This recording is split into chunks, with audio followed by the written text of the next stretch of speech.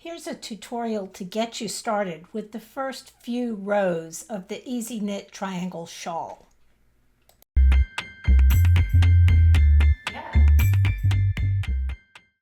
Once you have your 11 stitches cast on, it's time to do the first setup row. This is when we're placing our markers and establishing our stitch pattern. I'm going to knit 3. I'm going to start out knitting English style, holding the yarn in my right hand, but very quickly I'm going to switch over to do continental style, just so you can see both. So there's my knit 3, place a marker, then purl 2. So I need to bring the yarn forward to purl 2. 1, 2, that's the stockinette stitch portion of the shawl. And then I'm going to place a marker and purl 1, that's my center spine. Place another marker, close that marker up there. Purl 2.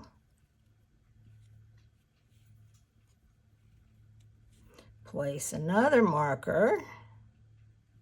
Seems like a lot of markers at this point, but you'll see why we need them. And then knit 3.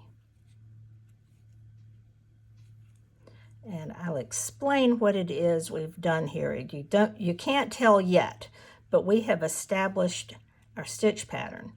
So the outside edges, the 3 stitches here and the 3 stitches here, are going to remain in garter stitch, just like we started. So it's going to be 3 stitches knit on each side. On every single row, you're going to knit those stitches. So let's see what that looks like with row 1.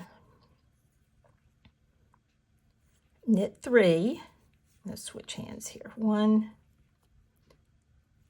2, 3. So there's our garter stitch edge.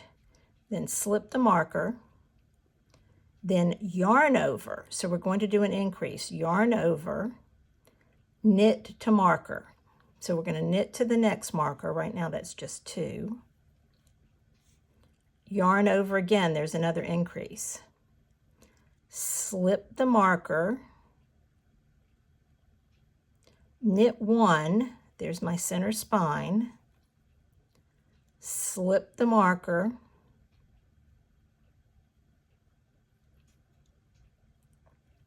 yarn over, knit to marker, yarn over, slip the marker, and knit 3. There's my garter stitch. So let's talk about what we just did there. We have to increase 4 times on every row. That's what all those yarn overs are about. That's going to give us the shape of our shawl as it grows outward.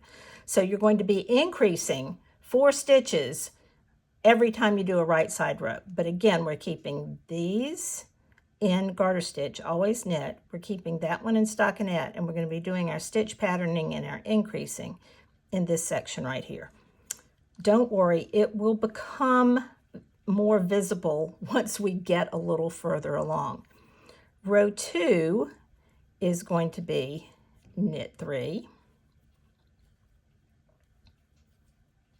And we're just going to slip markers every time we come to it. I'm not going to tell you that every time, but now we're slipping the marker, then we're going to purl. We're going to purl to the last marker. So each time we come to a marker, we're just going to slip that marker and keep purling. So there's a marker. I'm just going to slip it. Probably be easier if I'd used round markers. Purl, being careful to purl into that yarn over because we've created a stitch with the yarn over. That's our new stitch. Purl to the last marker, that's what we did. Slip the marker and knit 3 because remember, we're keeping these in garter stitch. It's getting a little bigger, but we can't really see the pattern yet. Let's see what happens next. On row 3, we're going to knit 3. Is this looking familiar yet?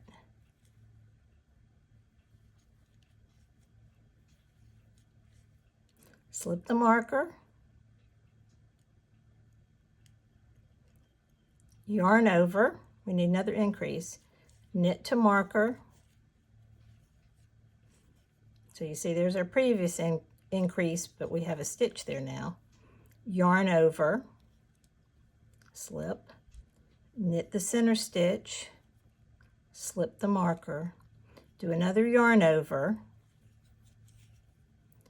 knit to the marker. So that means go all the way up to the marker, don't slip it yet, do the yarn over, and then knit the last 3 stitches.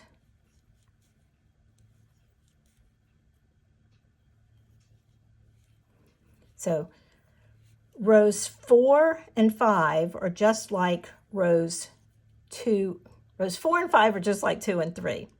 So here we're going to go with a wrong side row. This should look familiar now. We're just knitting those 3 edge stitches. We're going to purl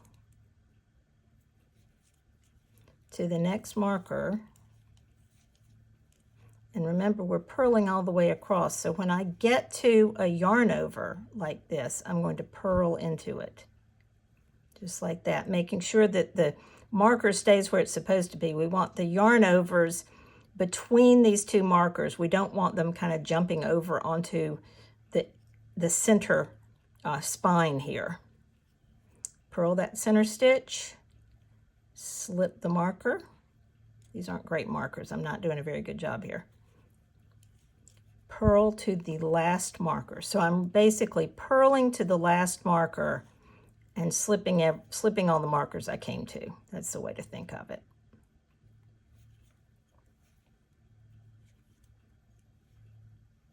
And then knit 3. All right, and then we have row 5 where we're going to be doing increases. So knit 3, slip marker, yarn over, knit to marker, and you see you got a lot more knitting to do here. Knit to marker,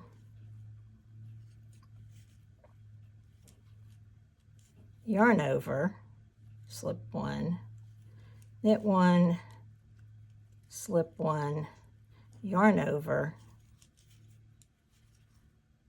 knit to the marker,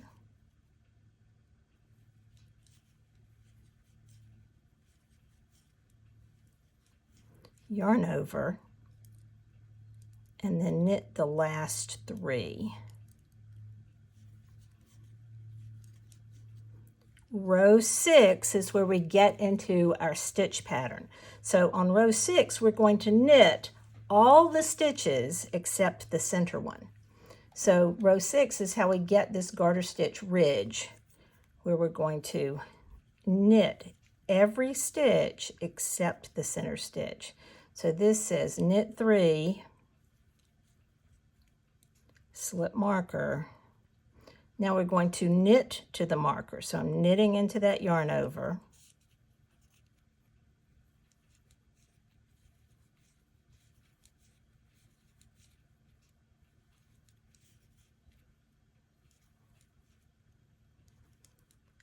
Slip the marker, purl 1. So I'm always purling that middle stitch. And then knitting to the end. If you want to, if this is confusing to you, you can just work row 6 like rows 2 and 4. You're not going to get that nice little ridge that makes the stitch pattern, but you can do that if you want. So I'm knitting all the way to the end.